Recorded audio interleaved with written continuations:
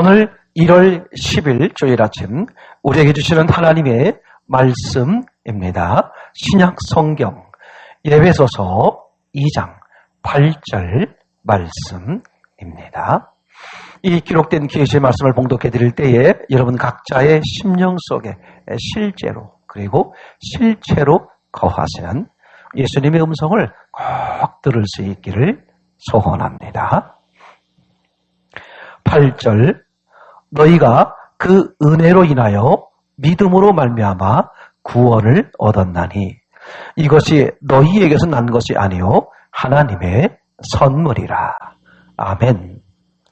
우리 한번 다 함께 오늘 주의 음성을 듣는다 하는 마음으로 함께 읽으시겠습니다. 시작. 너희가 그 은혜를 인하여 믿음으로 말미암아 구원을 얻었나니 이것이 너희에게서 난 것이 아니요 하나님의 선물이라. 아멘. 아멘.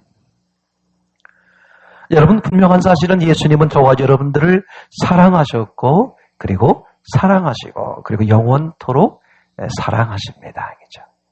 그렇게 말씀하시는 분이 우리의 죄를 위해서 죽으셨다가 부활하셨어요. 그죠?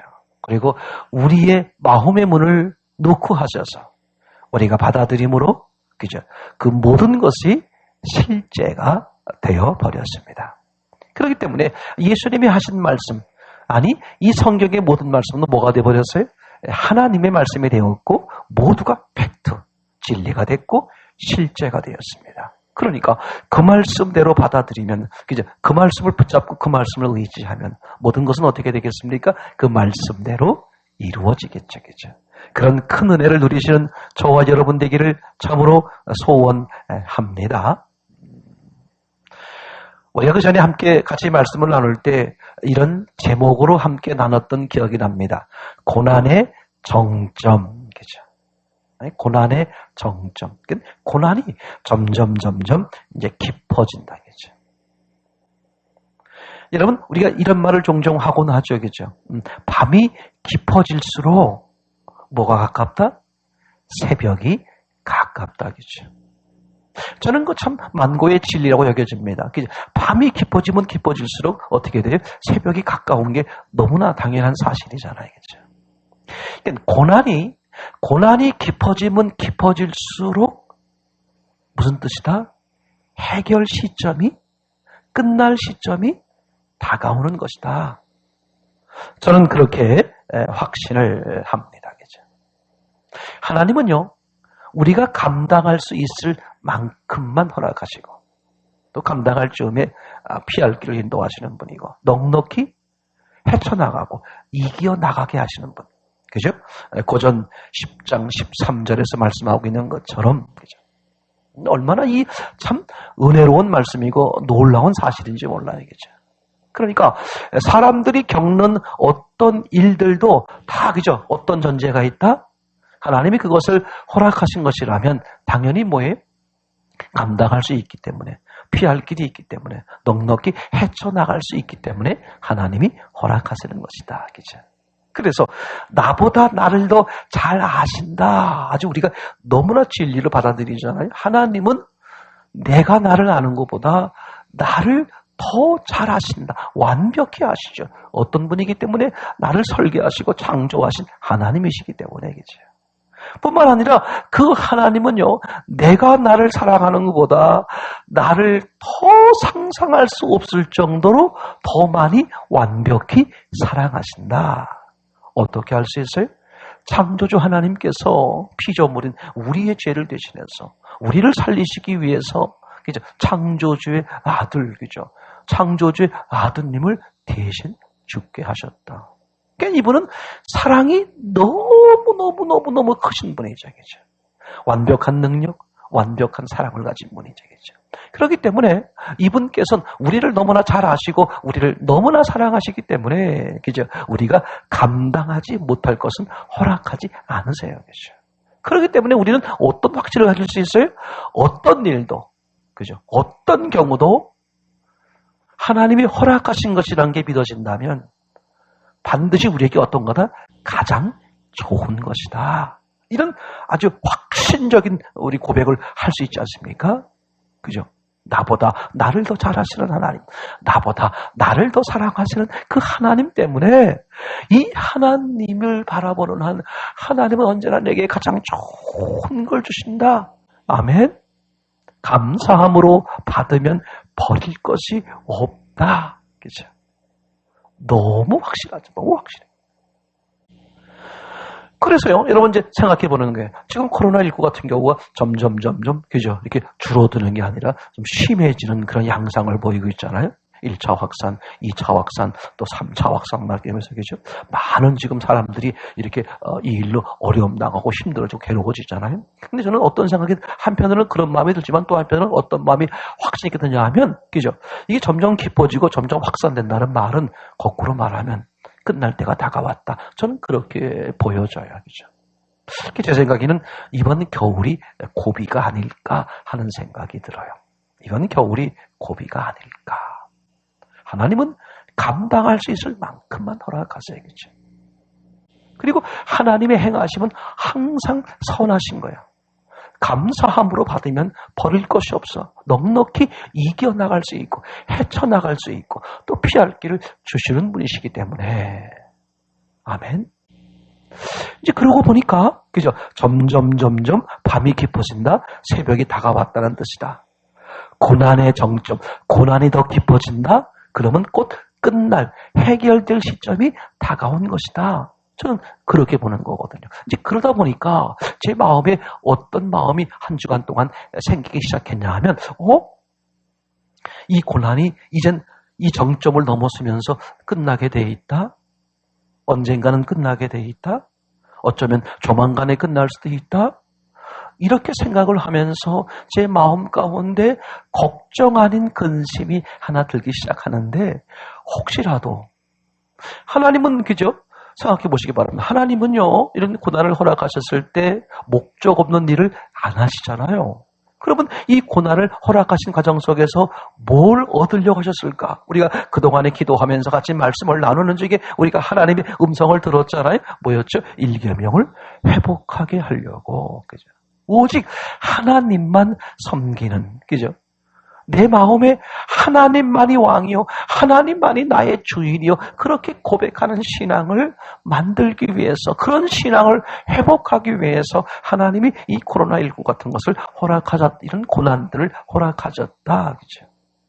이게 전염병이다 보니까 어떻게 되겠습니까? 활동하기가 어렵다 그랬죠. 이게 다른 사람과의 관계가 어렵다 그랬어요. 그러다 보니까 어떻게 돼 있어요? 그죠? 다 관계가 이제 멈추어야 되는 그런 상황이 된 거 아니겠습니까? 그러다 보니까 누구와 더 가까워질 수 있는 교회가 됐다. 하나님만 바라볼 수 있는, 하나님과 더 가까워질 수 있는, 오히려 거꾸로 보면 위기가 기회가 된다. 이건 하나님께서 이 코로나19를 통해서 우리에게 강력히, 너무나도 강력히 지금 원하시는 게 뭐다? 하나님만의 신앙, 일계명을 회복하자. 저는 그게 너무 강하게 제 마음에 와 닿는 거예요. 그러다 보니까 어머나 이제 이거 코로나19가 점점 고난의 정점을 넘어서면서 이게 끝나게 되는 게 아닐까? 그러다 보면 아까 말씀드린 걱정 속에 근심이 있다고요. 그러다 보면 어머나 이거 하나님이 정말 원하는 그 목적을 이루어 드리지 못한다면, 즉 일계명을 회복하는 것, 하나님만 바라보는 신앙으로 온전히 만들어지지 않는다면 이거 어떻게 하나? 이게 우리에게 위기이면서도 절호의 기회인데 이 기회를 놓치면 어떻게 하지? 그런 근심이 조금씩 들기 시작하다 보니까 지난 한 주간 동안 이제 매일 아침마다 그런 말씀을 나누게 돼요. 우리가 신앙생활을 하면서 신앙을 멈추게 하고 신앙을 삐끗하게 하고 신앙을 잘못된 길로 가게 만드는 성경의 아주 중요한 몇 가지 단어들을 우리가 같이 한번 다시 정리해보자. 이렇게 한 주간 동안의 시간을 이제 가져서 생각을 해보게 된 거였습니다. 그죠? 저는 이게 그죠? 이렇게, 이게 이제 길어지고 힘들어지고 어려워지고 힘들어지면 힘들어질수록, 이제 끝날 때가 다가오고 있다. 그런 마음이 이제 강하게 들기 시작했는데, 그렇게 되다 보니까, 아까 말씀드린 걱정 속에 근심이 있더라. 혹시라도 이런 하나님의 정말 뜻깊은 절호의 기회를 주셨는데 이 기회를 놓쳐버려서 일계명의 신앙을 회복하지 못한다면, 하나님만 바라보는 그런 신앙을, 그런 믿음을 만들지 못한다면 그럼 어떡하란 말일까? 이런 어려움 속에서도 하나님을 발견하지 못하고 하나님을 만나지 못하고 하나님의 내 삶의 전부요, 내 삶의 모든 것이라고 고백해 드리는 그런 신앙을, 그런 믿음을 만들지 못한다면 도대체 언제 만들 수 있을까 하는 그 걱정 속에 근심이 슬며시 이게 들기 시작하다 보니까 우리가 다시 기본, 신앙의 기본, 믿음의 기본에 대해서 다시 한번 정리하자, 이제 그런 마음으로 지난 주 중에 함께 매일매일 그죠? 새로운 단어를 가지고, 중요한 단어를 가지고 정리하면서 그렇게 은혜를 나누는 그런 시간이었습니다. 그죠? 오늘 이제 함께 읽었던 그 말씀을 제가 다시 한번 읽어보겠습니다. 너희가 그 은혜로 인하여 믿음으로 말미암아 구원을 얻었나니 이것이 너희에게서 난 것이 아니요 하나님의 선물이라. 그죠? 그러니까 우리의 신앙을 망가뜨리는, 평생 교회를 다니심에도 불구하고, 평생 예수님과 함께 지냈음에도 불구하고 예수님을 팔아버리거나 예수님을 떠나버리는 사람들이 왜 생기는 것이냐. 이제 평생 교회를 다니심에도 불구하고 왜 교회와 멀어지게 되고 교회 안에서의 그 예수님을 발견하지 못하고 실망하고 좌절하고 떠나게 되고 오히려 등지게 되고, 그죠? 예수님을 핍박하는 사람들로 변하게 되느냐. 또 내 딴에는 열심히 예수님을 섬기는 삶을 살았다고 하는데, 그죠? 예수님이 지적한, 마태복음에 지적한 것처럼 이 불법을 행한 자들아 나는 너희를 도무지 알지 못한다, 그런 책망의 소리를 들어야만 했을까? 그죠? 이 곤고한 중에 있을 때 우리의 그런 가장 중요한 신앙들을 다시 한번 점검하면서 다시 한번 회복해보자, 이제 그런 마음이 들어서, 그죠? 몇 가지의 단어를 가지고 생각을 해보려고 그러는 것 아닙니까? 가장 중요한 얘기, 그죠? 믿음이죠, 믿음. 그죠? 믿음. 이 믿음이라는 단어에 대해서 많은 사람들이 오해를 하더라, 그죠? 성경이 말하려고 하는 믿음이 뭐냐? 예수님이 말씀하시려고 하는 믿음이 뭐냐, 그죠? 누가복음 18장 8절에서도 그렇게 말하고 있지 않았어요? 그죠? 예수님이 그죠? 믿음에 대한 얘기를 하셨어요, 그죠? 인자가 올 때에 믿음을 보겠느냐, 그렇게 말하는 거죠. 인자가 올 때라는 게 언제입니까? 그죠? 가장 가장 쉽게 말하면 종말 때예요. 많은 사람들이 곤고해져가지고 예수님을 찾고 교회를 다니는 사람들이 많은 그런 시대라고 말할 수 있지 않겠어요? 복음이 다 번져지기 때문에 복음을 다 알고 있는 사람, 복음을 들어봤고 알고 있고 예수를 들어봤고 예수를 알고 있고 다 그런 시대가 되는 거 아니에요? 지금도요, 온 세상 다니면서 보면 예수님을 믿지 않아서 그렇지 예수님을 모르는 사람들이 거의 없을 정도로 다 예수님을 알지 않습니까? 그럼에도 불구하고 예수님이 뭐라고 말했어요? 믿음을 보겠느냐. 그죠? 그러니까 믿는다고 말하는 사람들은 많은 것 같은데 예수님께서 인정해주는 그 믿음, 인자가 올 때의 믿음을 보겠느냐. 이게 얼마나 무서운 말이고요. 얼마나 안타까운 말이고요. 그죠? 내가 평생 신앙생활을 하고 오늘 주님 앞에 갔는데 주님이, 그죠? 불법을 행한 자들아 나를 떠나거라. 너에게 믿음이 없구나. 그렇게 말씀하신다면 얼마나 억울하고 얼마나 무섭고 얼마나 두려운 일일까. 그래서 아직 우리가 광야에 있을 때에, 특별히 지금처럼 아주 심한 곤고함에 있을 때에 어떻게 그 하나님을 돌아볼 수 있는 우리의 믿음을 다시 한번 돌이켜볼 수 있는 절호의 기회요, 중요한 때다. 그러니 그죠? 2021년 1월 달을 맞이해서 한 해를 시작하면서 우리의 믿음이 어디 있는가, 이제 주님이 말씀하시는 믿음, 우리는 어떤 믿음을 가지고 있는가, 이 점에 대해서 차근차근 좀 정리를 해보자, 그런 말이죠. 이제 그래서 에베소 2장 8절 말씀을 같이 나누게 됐는데, 읽어보면 이렇습니다. 너희가 그 은혜를 인하여 믿음으로 말미암아 구원을 얻었나니. 그죠? 지금 뭐라고 표현되어 있습니까? 그 은혜로 인하여 믿음으로 말미암아 구원을 얻었나니, 이렇게 말씀하고 있죠. 그렇죠? 그럼 한번 생각해 보는 거예요. 우리가 구원이 왜 필요할까? 그죠? 왜 사람들에게 구원이 필요할까? 저도 옛날에 아주 어렸을 때 제가 그렇게 말했거나 아니면 남들이 그렇게 말하는 걸 들었거나, 제가 기억이 잘 없다 보니까 제가 혹시 말할 수도 있었어요. 그죠? 누가 어떤 분이 예수 믿고 구원받아야 됩니다. 이렇게 말하면 혹시 제가 말했을 수도 있었어요. 그죠? 그것을 제가 비꼬는 말로, 왜 이왕이면 구원을 줘, 10원을 주지. 이렇게 했던 기억이 납니다만, 그죠? 왜 사람들이 구원을 받아야만 되느냐? 그죠? 왜 구원을 받아야만 되느냐? 성경은 뭐라고 말해? 구원을 받아야 된다. 무슨 뜻입니까? 그죠? 우리가 구원을 받아야만 되는 상태에 있다 그런 말이죠. 그러니까 무슨 뜻입니까? 우리는 죽은 자다 그런 말이에요. 죽은 자. 맞습니까? 우리는 죽은 자요. 죄인이야. 그러니까 죄로부터의 구원이요. 죽음으로부터의 구원이 우리에게 필요하다 그렇게 말하는 거죠. 그래서 에베소 2장 8절에서는 이제 믿음으로 말미암아 구원을 얻는다. 근데 구원을 얻는 방법이 뭐다? 믿음이다 그렇게 말하는 믿음. 믿음이 없이는 구원을 받지 못한다. 그러니까 예수님도 오시는 그날을 바라보시면서 뭐라고 말씀하셨다고요? 인자가 올 때에 믿음을 보겠느냐. 그죠? 이 믿음 없는 자들아, 예수님이 그렇게 안타까운 마음으로 지적하는 것도 나오지 않습니까? 그죠? 그러니까 이 구원은 반드시 무엇으로 받는 거예요? 믿음으로 받는 거죠. 믿음. 이 점이 아주 중요하죠. 자, 그러면 믿음으로 받는 구원이 왜 우리에게 필요할까? 그죠? 우리가 왜 구원이 필요할까? 우리는 어떤 자이기 때문에? 죽은 자이기 때문에, 그죠? 이걸 정리를 해보는 거예요. 그래요? 그러면 왜 우리가 죽은 자일까? 그죠? 왜 우리가 죽은 자일까? 로마서 6장에 나와 있는 것처럼 죄의 싹은 사망이다. 우리가 죄인이기 때문에 그렇구나. 그러니까 죄 때문에 죽음이 오는 거예요. 그죠? 그래서 하나님이 우리에게 그걸 구원하시기 위해서, 즉 죽음으로부터 우리를 건져내 구원해 주시기 위해서 은혜를 베풀어 주시는 것이죠. 자, 정리해 봅시다. 그러니까 이제 믿음으로 구원받는 건데 왜 우리가 구원이 필요할까? 우리가 어떤 사람이니까? 죽은 사람이니까. 제가 지금 어린아이가 알아들을 수 있도록 계단은 아주 쉬운 언어로 천천히 오늘 말씀을 나누려고 합니다. 그러니까 차근차근 좀 들어보시고, 그죠? 혹시라도 핀트가 어긋나 있으면 바로 잡을 수 있는 그런 졸업의 기회를 삼기를 정말 소원합니다. 그죠?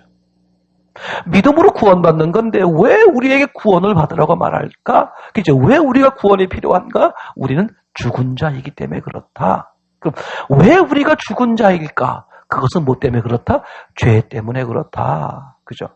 그럼 우리가 왜 죄인일까? 뭐가 죄야? 예수 믿지 않는 것. 하나님을 등진 게 죄더라. 너무 확연하죠. 그죠? 하나님을 등지는 거야. 하나님과 불화한 사이가 돼버리는 거야. 하나님을 떠나버리는 것이죠. 그죠? 탕자가 아버지가 주신 재산을 챙겨서 아버지 몰래 도망가 버리잖아요. 그죠?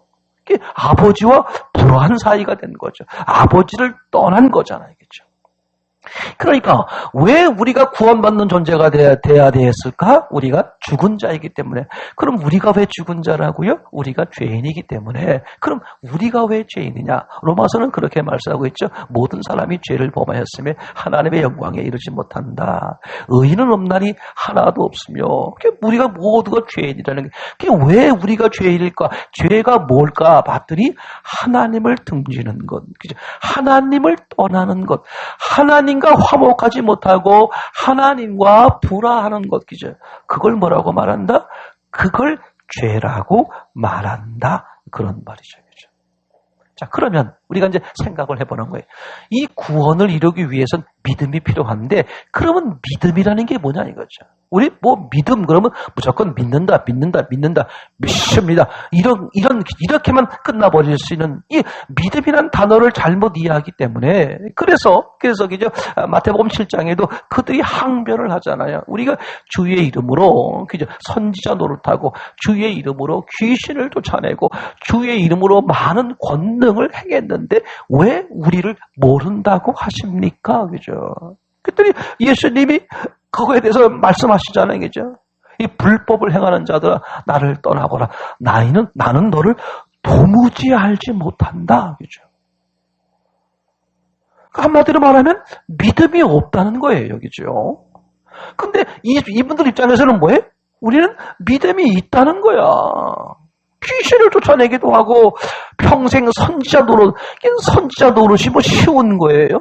막 핍박받고 어려움 나가고 그렇게 그냥 수고하고 애쓰는 게 선지자가 그렇게 하는 거 아니겠습니까? 또 많은 권능을 행했다는 거야.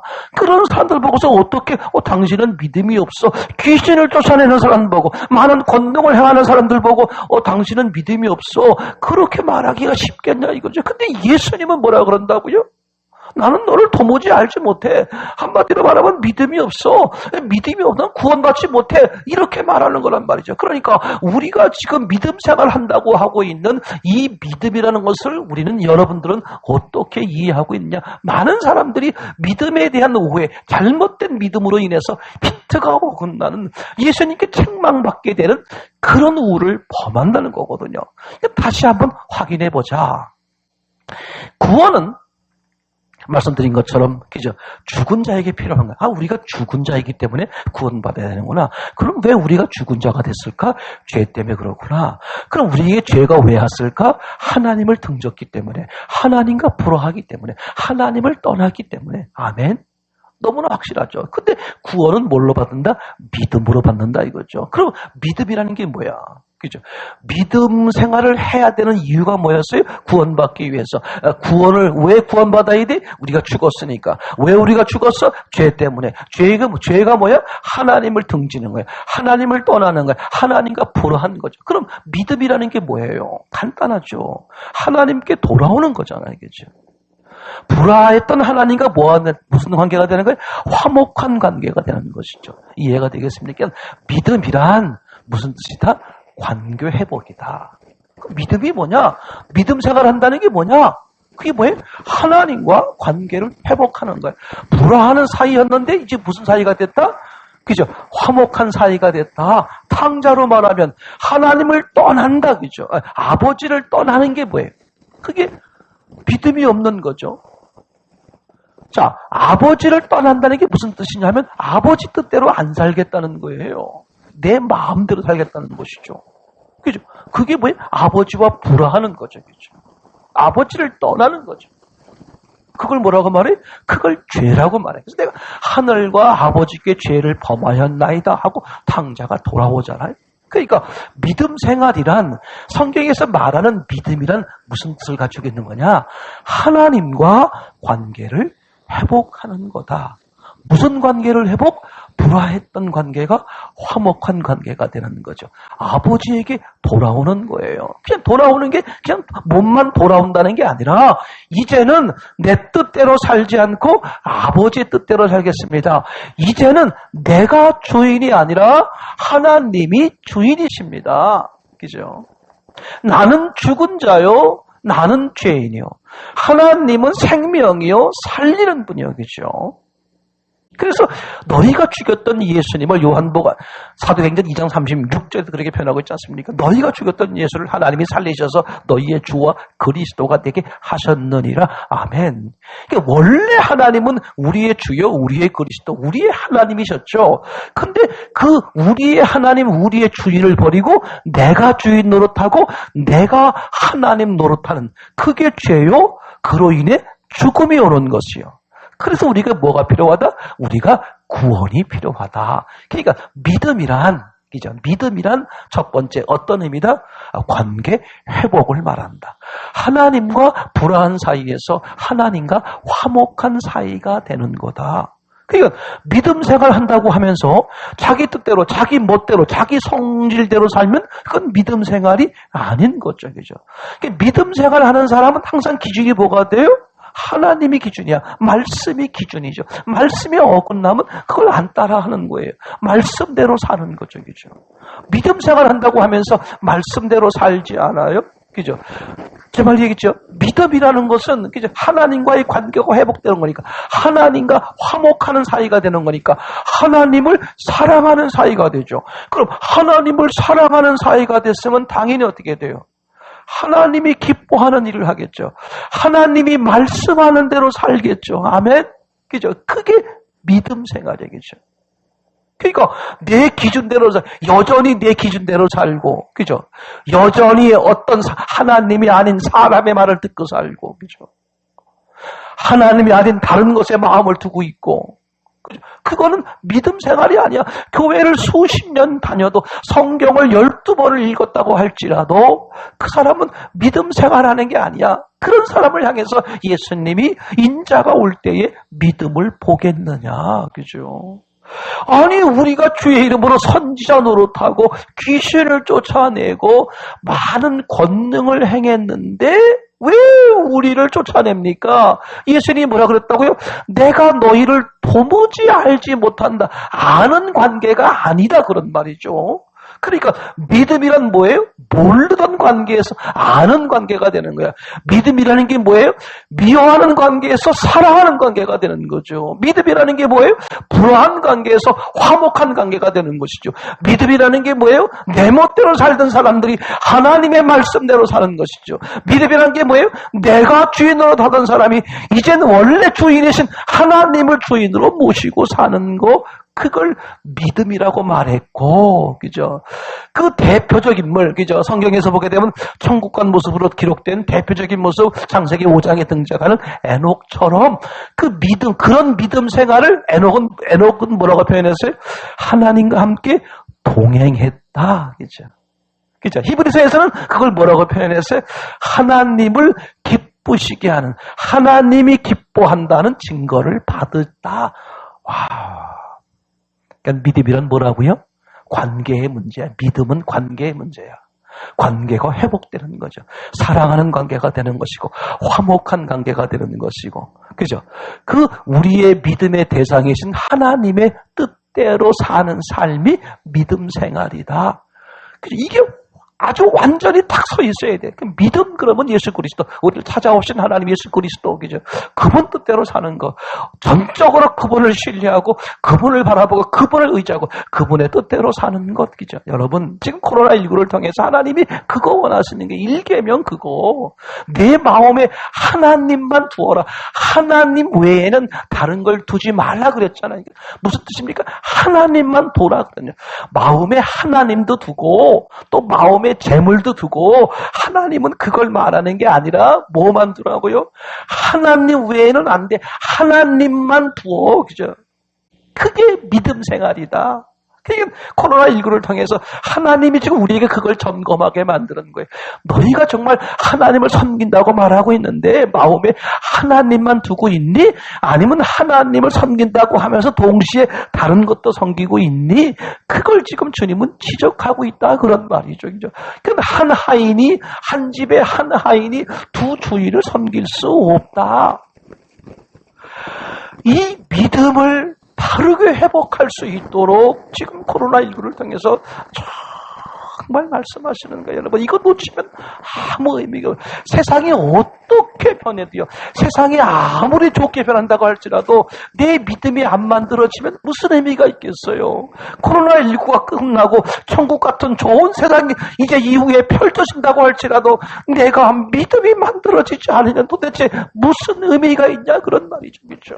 그러니까 이 일구를 통해서 그저 우리가 확실하게, 특별히 올겨울을 통해서 그저 막 빠지다 생각하시면서 정말 내가 믿음이 제대로 되어 있는 거, 예수님이 인정해 주시는, 예수님이 칭찬하시는 그런 믿음을 소유하고 있는 것인가, 그걸 알아보는 방법이요, 내가 하나님과 화목한 관계인가, 하나님을 전적으로 사랑하는 관계인가, 하나님만 나의 삶, 나의 주인, 나의 왕, 나의 생명으로 섬기고 보고 있는 것인가, 내가 정말 하나님 말씀대로 순종하는 삶을 살고 있는가, 그 믿음을 점검해보는 아주 중요한 시기가 되었다는 것이죠.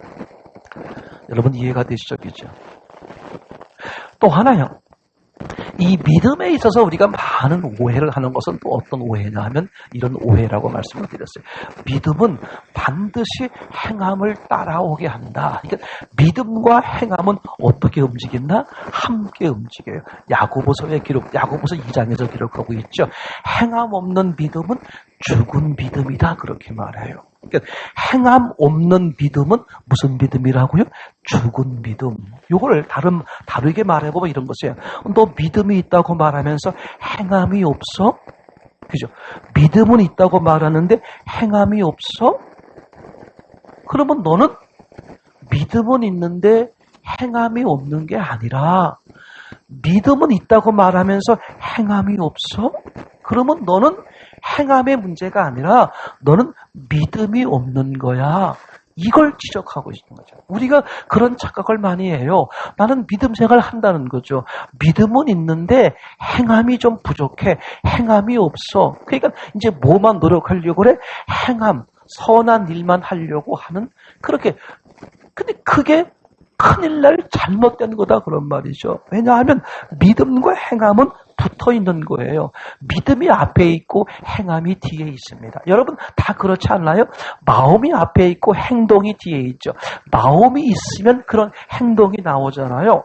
선한 마음을 가지고 있으면 무슨 행동이 나와요? 선한 행동이 나오겠죠? 그죠? 선한 마음이 있으면 당연히 선한 행동이 있단 말이죠. 제 말 이해되겠죠?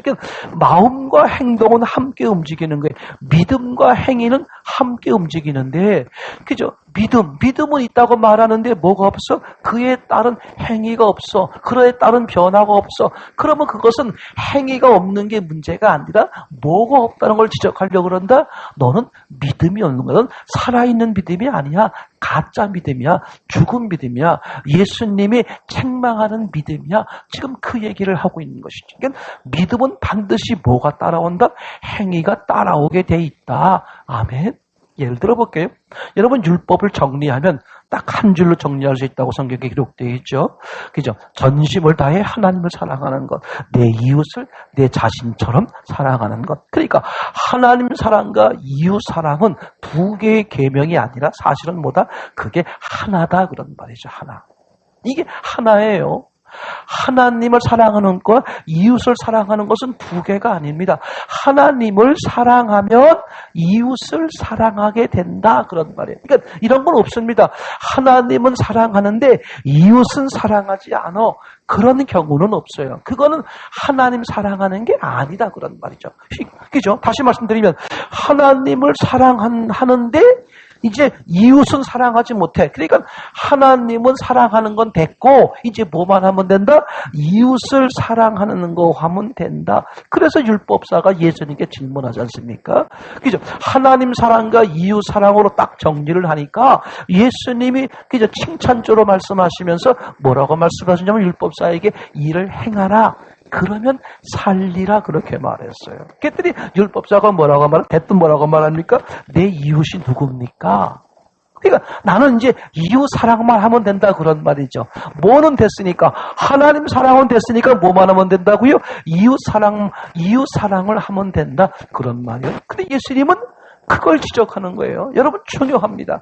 너는 왜 이웃이 누굽니까? 왜 물어보는 거예요? 이웃이 누군지를 모르겠는 거야. 그러니까 내가 이제 이웃을 알면 사랑하겠다 그런 말이거든요. 이게 중요합니다. 근데 성경을 통해서 예수님이 그걸 지적하려고 그러는 것은 하나님 사랑이 되면 이웃 사랑하게 돼 있다. 근데 하나님 사랑은 됐는데 이제부터는 이웃 사랑을 하면 돼 라고 말하기는 그에게 아니 너는 하나님 사랑이 안 돼 있어. 여러분 생각해 보세요. 제가 하나님을 사랑한다고 생각해 보세요. 여러분들이 하나님을 사랑한다고 생각해. 누가 하나님을 사랑한다고 생각해 보세요. 그럼 하나님을 사랑한다는 것은 무슨 말이에요? 하나님의 마음을 받아들이는 거잖아요. 하나님과 화목해지는 거잖아요. 그죠? 그러니까 하나님의 뜻을 받아들이는 것이죠.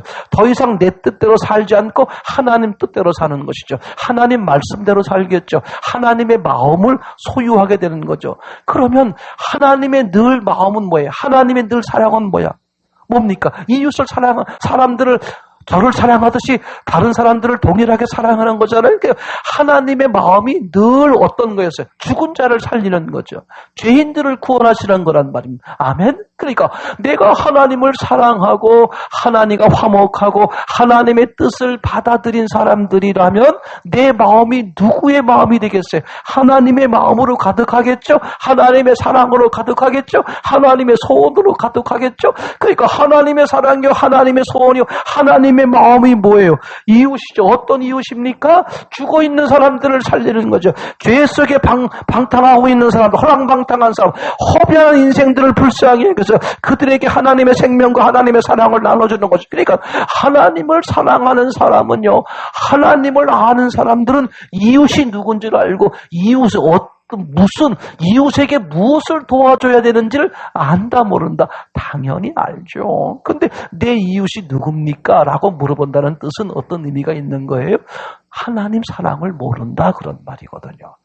그죠? 이게 너무 중요해요. 그러니까 믿음이 있으면 행함이 따라오게 돼 있어요. 믿음, 하나님과의 관계가 회복되면, 하나님과 화목해지면, 하나님과의 사랑의 관계가 되면 어떻게 돼요? 그 사람은 하나님을 닮아가니까 하나님의 성품이 나오죠. 너무 놀라워요. 그래서 정말 놀라운 사실이 믿음 생활을 하면 거룩함이 따라온다. 아멘? 제가 지난 시간에 구절을 통해서 여러분들에게 말씀을 드리고 그랬습니다만, 그죠? 믿음 생활을 하면 어떻게 된다? 믿음 생활을 하면 거룩해진다. 그런 말씀을 분명하게 드렸습니다. 그죠? 그러니까 믿음 생활을 하면 거룩해져요. 그 다음에 믿음 생활을 하면, 믿음이 있으면 어떻게 돼? 순종하게 된다. 당연하죠. 하나님이 거룩이시니까 어떻게 돼요? 믿음 생활. 하나님과 화목할수록, 하나님의 마음을 품을수록 어떻게 돼요? 하나님의 거룩함이 내게 임하지 않겠습니까? 그러니까 내가 거룩한 행동을 할 수밖에 없게 되겠죠. 그죠? 내가 믿음이 있으면, 즉 하나님을 사랑하면, 하나님 말씀대로 살기를 원하는 마음, 하나님과 화목해질수록, 하나님의 마음을 받아들이면 받아들일수록 어떻게 되겠어요? 하나님 말씀에 순종하는 삶이 되겠죠? 그러니까 믿음이 있으면 순종이 따라오는 거예요. 믿음이 있으면 거룩함이 따라오게 되는 것이죠. 아멘? 그렇지 않습니까? 요한복음에 또 뭐라고 말해요? 요한 1서에도 말하고 있죠. 그죠? 뭐라고 말하겠습니까? 세상을 이기는 것이 뭐다? 너희의 믿음이라 그랬어요. 그러니까 믿음은 세상을 이기게 한다. 아멘. 믿음은 거룩을 불러온다. 믿음은 순종을 불러온다. 믿음은 세상을 이기게 한다. 그러니까 믿음이 있으면 어떻게 돼요? 그 사람이 행위가, 삶이 변한다. 그러니까 믿음과 행위는 함께 움직이는 거예요. 맞습니까? 이거 확실하게 알아야 돼요. 근데 내가 거룩해지지 않아요? 거룩한 삶을 못 삽니까? 순종의 삶이 안 됩니까? 세상을 이기지 못하고 맨날 세상 문제 허덕입니까? 그럼 내가 어디에 문제가 있는 거다? 내가 믿음에 문제가 있는 거다. 아니, 나 교회 잘 다니는데요? 예배 잘 드리는데요? 헌금 잘 드리는데요? 아니, 그게 아니고 믿음이 잘못돼 있어 그런 말이죠. 하나님과 화목하지 못하는 거예요. 그죠? 제 말이 되겠습니까? 하나님이 하나님과 내가 가깝지 못한 거예요. 맞습니까? 하나님과 사랑하는 사이가 아닌 것이죠. 하나님 주도로 사는 삶이 아니에요. 하나님의 주도로 살면 어떻게 되겠어요? 하나님의 성품과 하나님의 사랑과 하나님의 은혜가 밀려 들어오게 되고, 어떻게 내가 그분 안에서 사니까 내가 그런 모습이 어떻게 돼? 저절로 따라오고 나타나게 돼 있는 것이죠. 그죠? 그러니까 첫 번째 생각해 본 것, 믿음은 관계를 회복하는 것, 그게 믿음이다. 그죠? 두 번째, 믿음은 어떻게 반드시 뭘 따라온다? 행위가 따라온다. 그러니까 믿음 따로 행위 따로가 아니라, 믿음 따로 순종 따로가 아니라, 믿음 따로 거룩 따로가 아니라, 믿음 따로 세상 이김 따로가 아니라, 이게 한데 묶여 있는 게, 믿음이 되면 세상을 이기게 돼 있어요. 믿음이 되면 순종하게 돼 있어요. 믿음만큼 거룩해지는 삶으로 변하게 되는 것이죠. 아멘. 이 믿음이란 개념을 우리가 정확히 이해하고 그 믿음을 받아들이자. 그래서 예수님 오실 때에 그죠? 인자가 올 때에 믿음을 보겠느냐라고 말씀하실 때 저와 여러분들은 해당이 되지 않았으면 좋겠어요. 오히려 잘했다 충성된 종아, 이렇게 칭찬의 말씀을 들을 수 있는 그 모든 믿음이 되시기를 정말 소원합니다. 그죠? 우리가 또 계속해서 함께 찾아봤던 단어가 어떤 거였어요? 은혜라는 단어였어요. 은혜. 이 은혜라는 단어를 잘못 이해해서 전혀 하나님과 상관없는 교회 생활, 신앙 생활 하다가, 믿음 생활 하다가 하나님 앞에 버림받는, 그죠? 하나님과 전혀 상관없는 삶으로 마감하는 경우가 너무나 많이 있을 수 있다. 이 은혜, 하나님의 은혜라는 단어를 정확히 이해하자. 그렇게 우리가 또 말씀을 나누 나눠볼 필요가 있겠죠. 오늘도 그 본문에서 구절이 나옵니다만 너희가 그 은혜로 인하여 믿음으로 말미암아 구원을 얻었나니. 그죠? 우리가 구원받을 수 있는, 우리가 죄를 용서받게 되고 죄가 해결되고 죽음이 해결될 수 있었던 이유가 뭐였다? 하나님의 은혜다 그런 말이죠. 그죠? 우리의 수고가 아니라 하나님의 은혜다 그런 말입니다. 그런데 우리가 까딱하면 이 은혜를 잘못할 수 있는 거예요. 값싼 은혜, 하찮은 뭐 길거리에 그냥 쓰레기처럼 쉽게 널려져 있는 그런 은혜로 여길 수가 있다. 예를 들면 말이죠. 우리가 어떤 죄를 져도 다 하나님이 십자가에 죽으심으로써 해결하시, 용서하셔서 다 하나님이 은혜를 주셔서 다 용서가 되니까 우리가 그 은혜만 용서만 생각하다 보면 어떤 문제가 되버리냐면 용서가 흔해지는 거야. 그 은혜가 흔해지는 거야. 다시 말하면 우리가 죄 짓는 것에 대해서 별로 두려움이 안 생기는 거예요. 뭐 죄 지었다고 하더라도 다 또 뭐 예수님이 다 용서하시고 다 예수님이 은혜 주셨는데 뭐 다 은혜인데 뭐 다 은혜로 다 용서해 주시는데 뭐 이렇게 그죠? 우리가 죄 짓는 것을 너무나 우습게 여기는 거예요. 그 은혜를 하찮게, 은혜의 값어치를 모르다 보니까 은혜가 막 길거리에 하찮게 막 떨어져 있는 거예요. 쓰레기처럼 막 돌아다니는 거야. 그러니까 어떻게 돼? 죄 짓는 것에 대한 두려움이 안 생기는 거예요. 죄에 대한 그 피하려고 하는, 죄를 멀리 하려고 하는 마음이 안 생겨. 왜? 죄를 져도 또 뭐 이렇게 은혜로 다 또 용서가 되는 것이니까. 이런 착각에 빠지니까 정말 은혜를 주시는 그 주님과 아무 상관없는 삶으로 마감할 수가 있다. 그죠? 여러분, 구약 성경이 길어요? 신약 성경이 길어요? 구약 성경이 길죠. 구약 성경을 한마디로 말하면 뭐라고 말할까요? 침례 요한으로 설명하잖아요. 구약의 마침이 침례 요한이죠. 침례 요한이 뭘 말했어요? 회개를 말하지 않습니까? 구약이라는 것은 그죠? 다시 말하면 다른 말로 말하면 율법이라고 말할 수 있죠. 율법의 궁극적인 목적이 뭡니까? 내가 죄인인 것을 깨닫게 하는 거예요. 내가 죄인이요, 그 죄 때문에 죽은 자라는 사실을 알게 해주는 것, 그걸 알게 하려고 주신 게 율법이죠. 그걸 깨닫게 하는 게 율법이란 말이죠. 그죠? 이게 얼마나 중요한지 몰라요. 그러니까 구약의 신약보다 훨씬 길어. 그죠? 그래서 우리 철저하게 성경에서 뭘 말하고 있어요? 죄에 얼마나 무섭게, 죄를 지면 반드시 뭐야? 누군가가 어떻게 됩니까? 죄의 대가를 치러야만 돼. 그래서 우리가 죄를 지면 그것으로 보여진 게 뭐야? 그죠? 짐승으로 대신해서, 그죠? 그걸 대가를, 목숨을 뺏는 그 대가를, 피 흘림의 대가를 치르게 하잖아요. 그죠? 여러분 생각해 보세요. 이제 우리가 왜 하나님의 은혜가 필요했느냐? 뭐 때문에 했죠?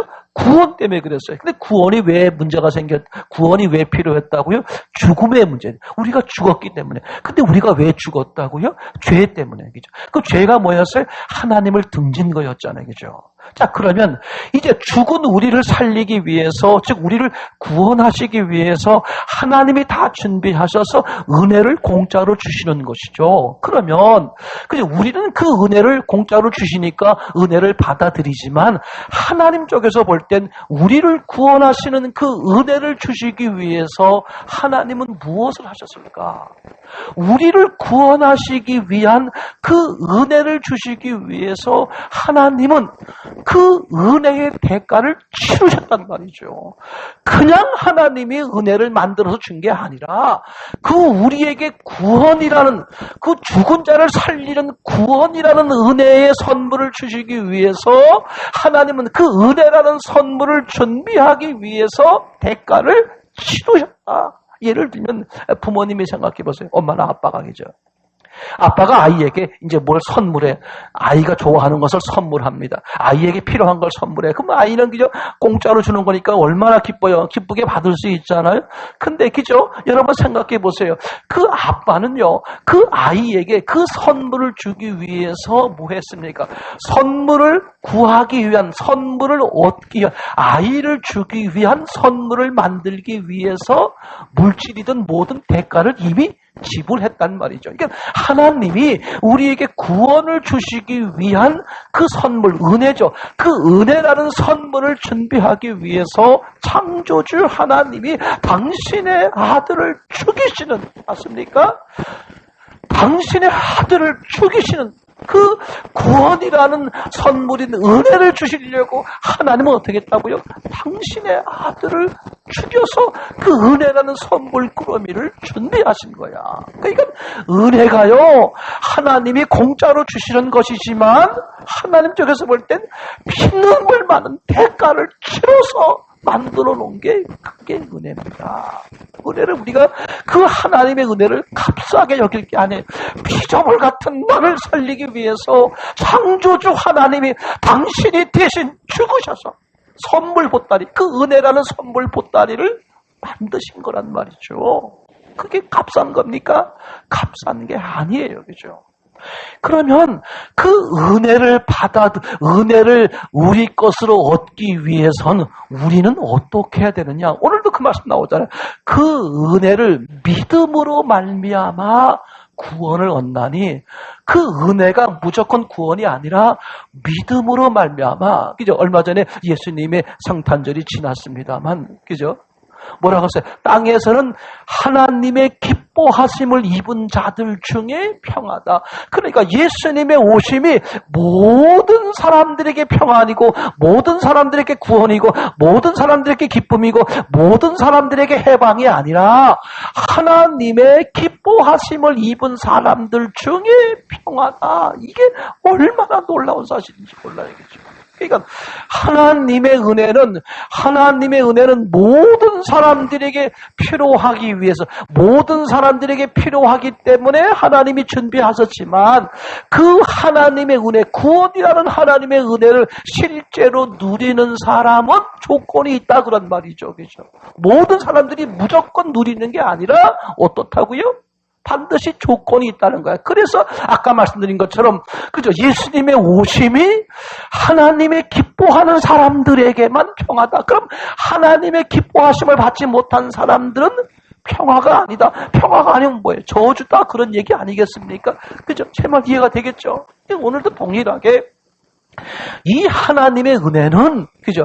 그 은혜라는 선물을 보따리를 만들기 위해서 하나님이 뭐 하셨다? 거기에 대한 심각한 대가를 치르셨다. 아들이 죽으셔야만 되는 그 대가를 치르셔서 준비한 선물이 그 은혜다. 그것 때문에 구원받을 수 있는 건데, 그럼 우리가 그걸 받아들일 때 믿음으로 구원받는다 그랬어요. 그게 무슨 뜻이냐면, 믿음으로 구원받는 게, 믿음이 뭐예요? 관계가 회복되는 거잖아요. 그죠? 내가 죄인이요 죽은 자라는 사실을 뭐 하는 거예요? 그게 인정이 돼야 맞습니까? 아, 저분이 내게 구원을 주시네? 내가 왜 구원이 필요하지? 아, 내가 죽은 자구나. 아, 내가 죄인이구나. 아, 내가 하나님을 떠난 자였구나. 그게 구약이잖아요. 내가 죄인이란 사실, 내가 죽었다는 사실이 인정이 되는 거야. 맞습니까? 그래서 내가 죽었다는 걸 인정하고 나를 살리시는 그 하나님 쪽으로 돌리는 것. 즉 뭐가 필요하다? 회개가 필요하다. 돌이킴이 필요한 거죠. 그러니까 회개 없이 구원이 없는 거예요. 맞습니까?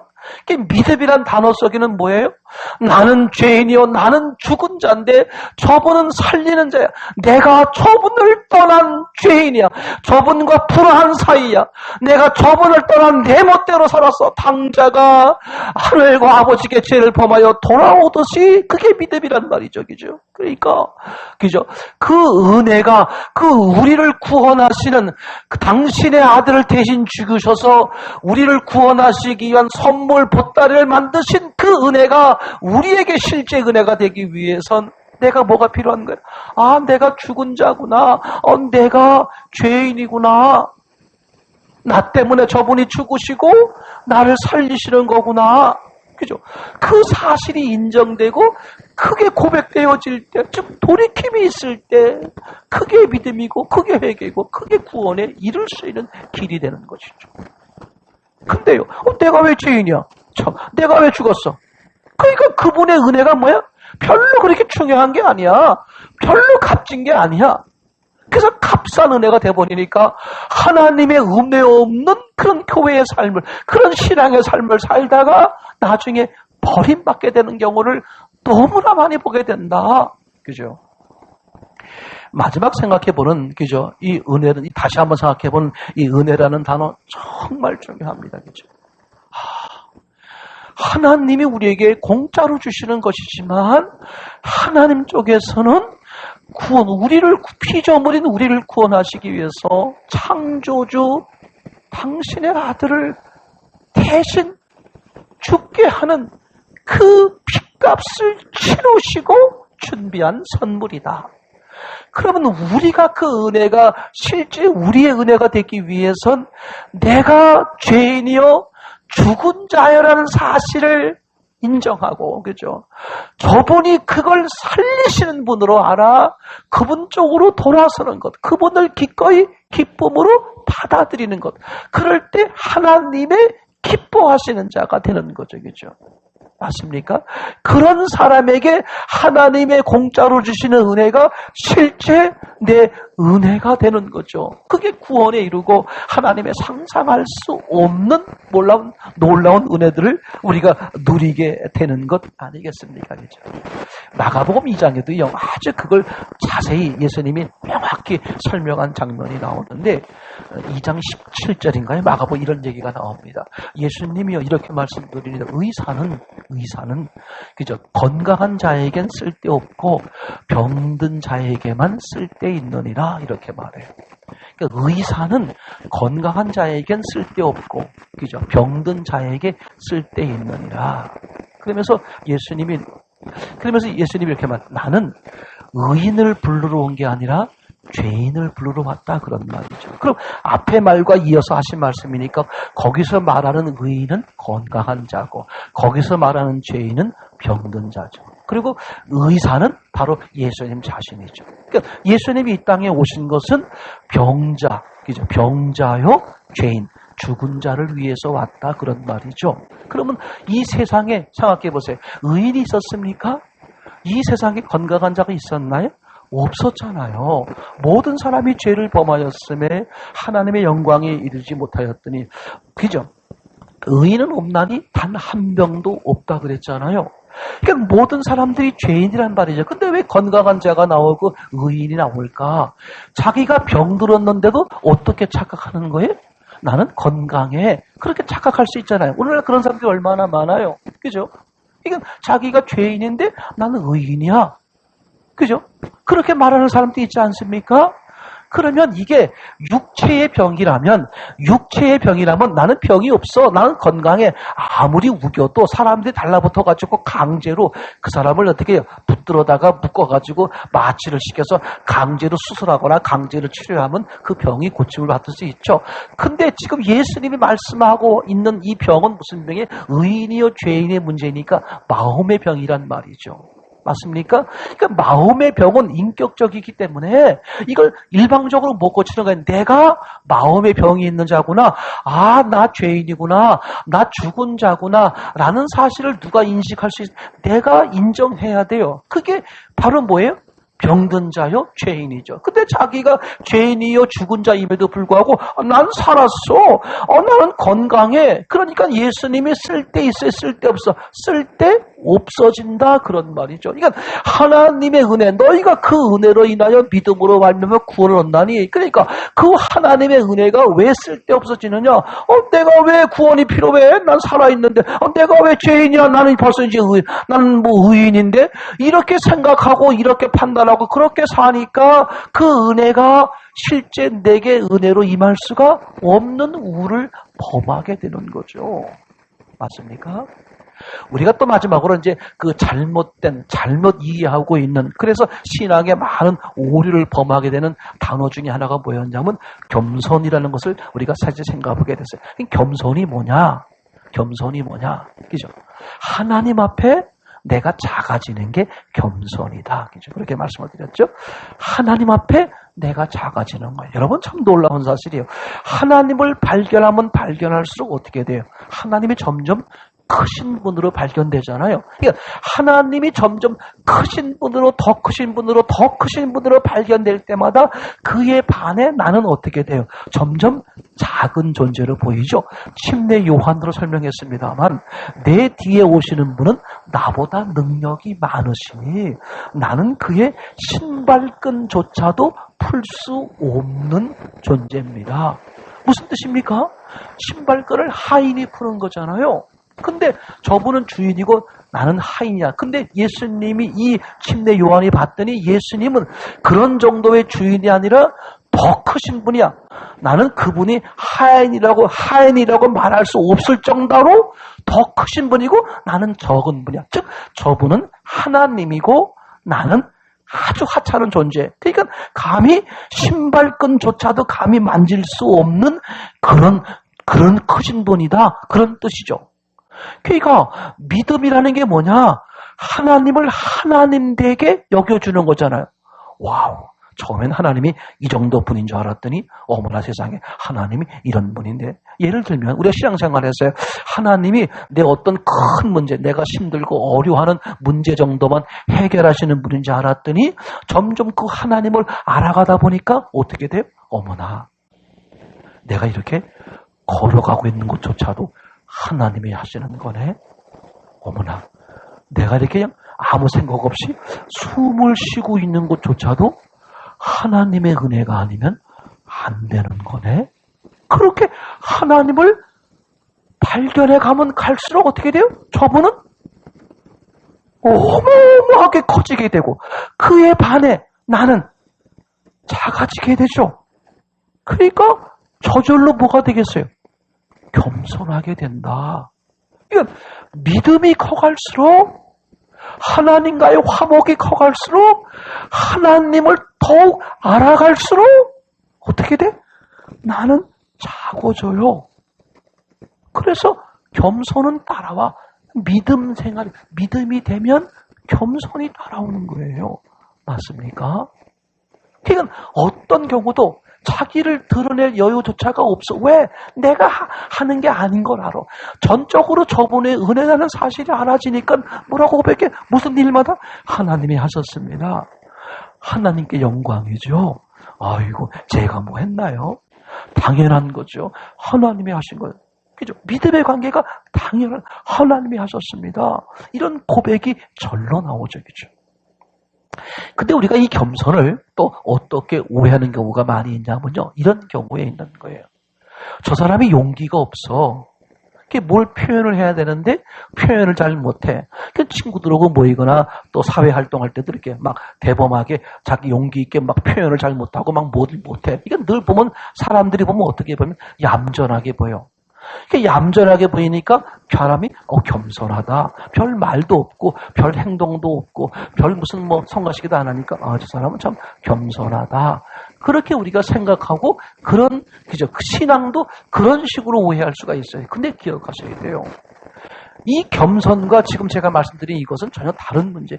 성경이 말하는 겸손은 반드시 뭐가 따라오냐면 용기가 따라와요. 담대함이 따라와. 이게 무슨 뜻이냐 하면 어떤 사람이요 용기가 없어. 그래서 겸손하게 보이는 거야. 근데 그 사람이 왜 겸손하게 보이냐 하면 쉽게 말하면 두려운 거야. 무서운 거야.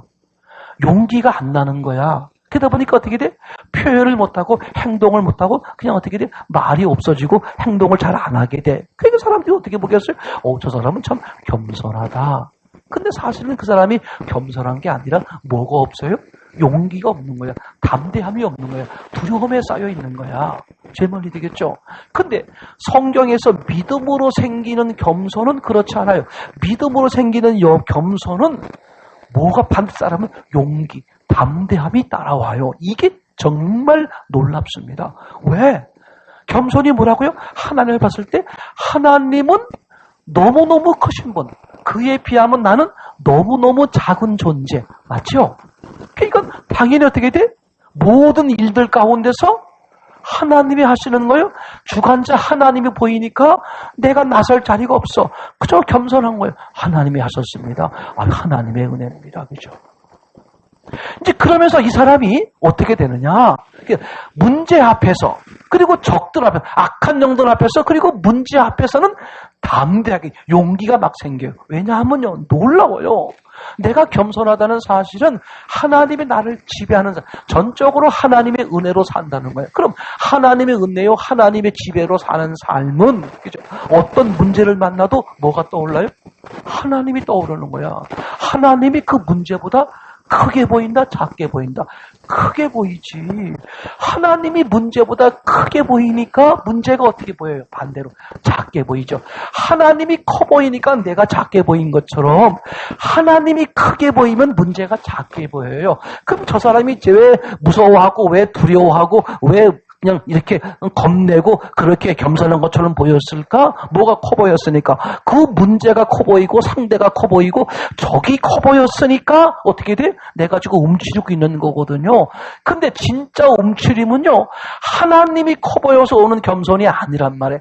하나님이 커서 내가 작아진 그 겸손은 어떤 문제를 봐도 누가 커 보여요? 저 문제를 주관하신 하나님이 커 보여요. 악한 영을 이기신 하나님이 커 보여요. 세상을 이기신 하나님이 커 보이니까 그 사람은 세상 앞에서, 문제 앞에서, 악한 영 앞에서 어떻게 할 수 있어요? 담대할 수 있죠. 그걸 표현한 게 어린 다윗이었다기죠. 목동으로 있다가 아버지의 신부로 전쟁터에 나온 형들을 찾아왔잖아요. 근데 상황을 지금 보니까 어떻게 됐습니까?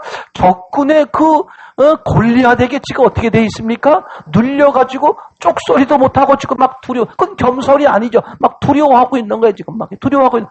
그걸 지켜보던 이 어린 다윗이 저놈이 누구길래 하나님의 여호와의 백성을, 하나님의 군대를 모독하느냐 이렇게 떠들잖아요. 그랬더니 그 소리를 누가 들었어요? 이 다윗의 형이 들었지 않았습니까? 형이 뭐라고 말해? 네가 지금 교만하구나. 그죠? 네가 지금 교만하구나. 건방을 떨고 있구나. 네가 전쟁을 알기나 알아? 네가 전쟁 좀 구경 왔지? 네가 전쟁을 해보기나 했어? 건방 떨고 앉아서 교만하고. 그렇게 말하잖아요.